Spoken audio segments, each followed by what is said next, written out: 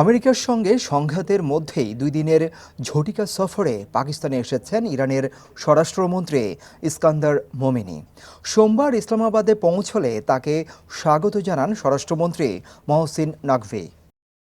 সফরে তার সঙ্গে রয়েছেন পররাষ্ট্র, তেল, শিল্প, খনি ও বাণিজ্য এবং অর্থ ও অর্থনীতি মন্ত্রণালয়ের প্রতিনিধিরাও।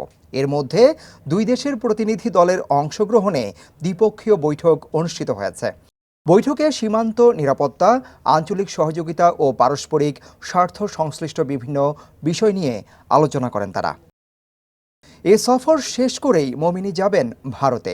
দেশটির স্বরাষ্ট্রমন্ত্রী অমিত শাহের আমন্ত্রণে নয়াদিল্লি যাবেন তিনি।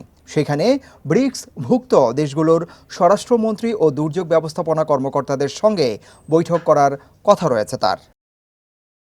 আমেরিকার সঙ্গে উত্তেজনার মধ্যে তার এই সফরকে অত্যন্ত গুরুত্বপূর্ণ হিসেবে দেখছেন বিশেষজ্ঞরা।